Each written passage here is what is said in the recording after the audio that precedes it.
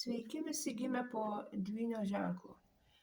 Pasižiūrėsime taro prognozę savaitei nuo vasario 24 dienos iki kovo 2 dienos. Kasgi laukia dvynių?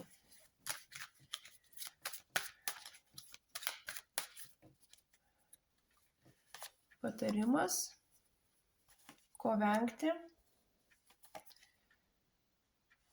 ir perspektyvos. Koks patarimas? Dvyniam tai artima, būkite gudrus, lankstus, žinokit, kaip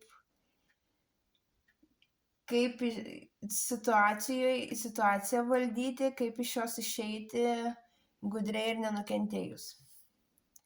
Ko vengti? Venkite per didelio vėjaveikiškumo, per didelio pasidavimo emocijoms. Labai gerai apsigalvokit, kas jums ką siūlo.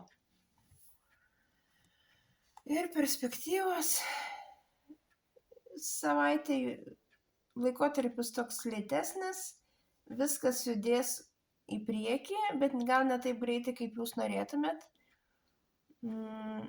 Bet tai yra stabilus laikas ir viskas stabiliai kils į viršų, į gerąją pusę.